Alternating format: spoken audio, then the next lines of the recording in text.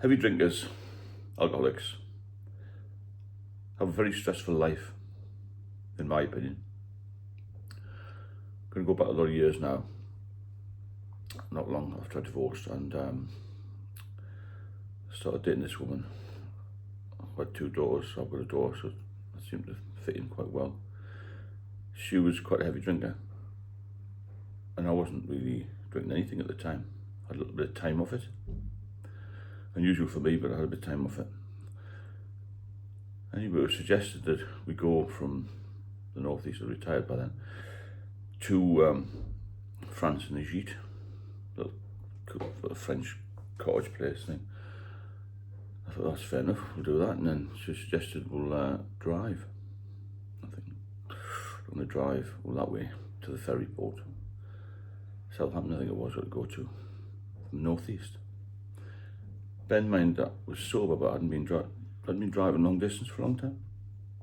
So I made this crazy excuse up that I wasn't able to drive because I had some problem with my arm or something, which is nonsense really, isn't it? Because I broke my arm years ago and I was still getting pain. You make anything up when you're a drinker. Even though I hadn't had a drink, I was still conscious of the fact that I still wasn't well, if that makes sense. I planned this trip to go to the gîte for 3 weeks. So I thought it was far too long. And just in case I fell into drinking again, I was quite new to sobriety then. Anyway, about a month prior to that, I thought, well, if I'm going to go, I'll have to maybe have a couple of drinks. I started to feel a bit anxious, well, very anxious actually. So I started drinking quite weak lager. And I'd hidden some strong lager in her garage. So every time I went there, I used to have a couple of these drinks. Just get a taxi there to see if my car was broken. All of this is stress, isn't it? You want to tell people what you're up to. As time progressed over the next 2 or 3 weeks, I drank a bit more, panicking about this journey. And then I told her, don't put me in insurance because of this arm thing, which just seemed a bit, well, I queried it a few times actually, I'm not surprised. I said, I'll just navigate. So can you imagine the scene, me as a, well, on and off drinker at the time, but still very nervous, anxious, and her as a drinker, but she didn't drink until 4 p.m, 5 p.m. Anyway, we set off the first day, and she drove all the way, which wasn't particularly good. Got to the hotel, and I was really, really weak. I felt really sort of anxious all the way. I hadn't had a drink, obviously. At 6 o'clock, I said, you go and book in the hotel, sign the forms and whatnot, you know, the reservation stuff. So I'd had an occasion before where I couldn't write, I had the shake, so I went in and I couldn't write the reservation format. I was told the woman the registration of the car all got parked, and I said, I'll sign that later. It's just a bit strange. It's all stress, this, isn't it? And while she was parking the car, a quick pint, really quick pint, I can't remember what it was, Peroni or something. I felt immediately a little bit better and went and signed the form. I was shaking. I was just doing that film, Leaving Las Vegas, where the guy can't sign the check, and he has a couple of drinks, comes back about an hour later and he can sign the check. A bit like that. Got to this hotel next day, I had to get the ferry over, and I was feeling a bit rough. I had a few drinks at night, so I felt a bit better in the night. I had a meal with the girls and whatnot. Got on the ferry, and it was about 2.5 hours for some reason. It took a long time on the ferry, but I thought, well, I'm just going to have a little wander about. So I kept saying about this woman, oh, I'm just going to have a little wander. Every time I went for a wander, I went to the bars, didn't I? I think it was about 5, 6, 7 pints by then. Then got to the other end into France, drove through parts of northern France, and the first hypermarket I said, well, let's pull in here, almost get some food. That wasn't the reason, obviously it was drink, wasn't it? So I loaded the car up with loads of these tiny little bottles of the strongest lager I could get. And I thought, well, this gîte thing is going to be at least near a little town. It was quite a long way from a little village actually. I can't remember where it was. It was blistering hot though. I remember it was a very hot summer over there. 3 weeks of this, I thought this was going to be torture. And it was torture.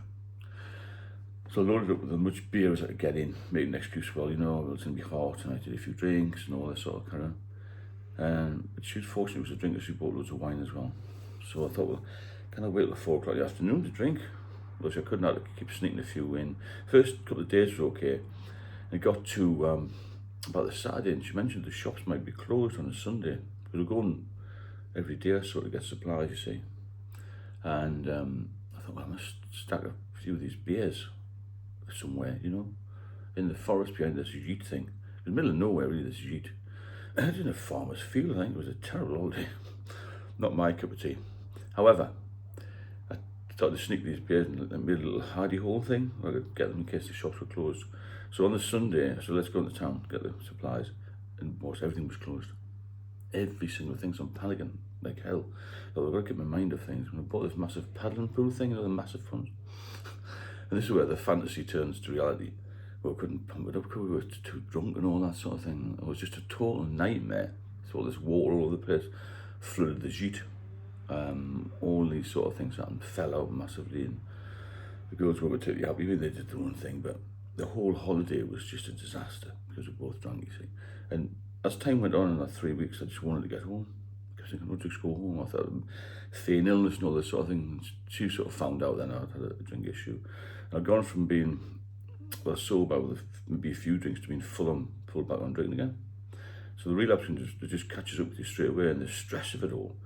So everything becomes a stressful time when you drink. Even it's supposed to be a pleasant holiday, it becomes a nightmare.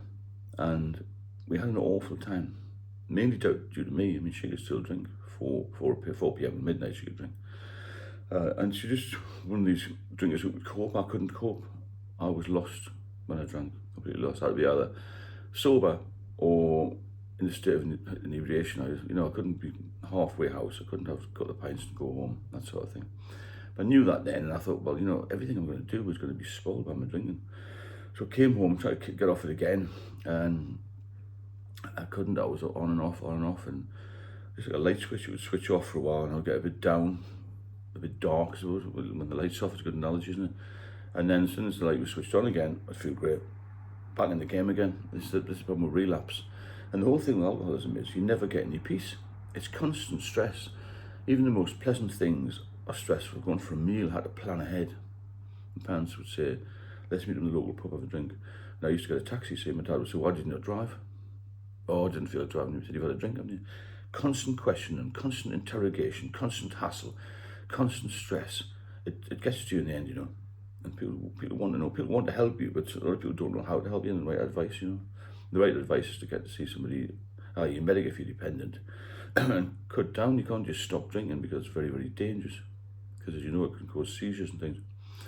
And I didn't know that when I tried to stop suddenly. I had a huge problem. I just got the seizures in a local town, and I was on Valium and all this sort of thing, and I had diazepam, and I had numerous health issues after that. Relapse went back on again, So if you get a chance to get off it, and you can get sober, stay sober, because as soon as you relapse, it makes everything worse. Every relapse, apparently, is worse than the last, because your body detoxifies from it.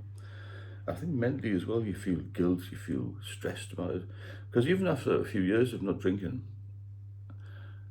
the odd beer turns into a lot of beers very, very quickly. It's surprising how quickly you go from zero to devastation. It takes a matter of weeks, and in some cases it takes a matter of days. Because I've got a friend, I could actually have a few drinks and then not have anything till the next day. He goes out, and if he has one, he stays just in the pub all day and just keeps drinking 24 hours. It's a massive binge. So be careful with it. And just remember that sobriety will give you peace. And you'll feel calm, and you feel good, and you'll look better, and everything will be falling into place for you when you're sober. But drinking, no good at all. And think about the long-term issues as well, because if you've been a heavy drinker, your body will get affected, and your old age will be affected by that. I'm going to do a little video about that later, about how it affects us as we get into middle age and old age, if you're a heavy drinker when you're younger, which I was. However, if you benefit from the channel, then please subscribe. And if you have any comments, drop me a line. Share the channel, put an ebook out as well, which can compile to help you.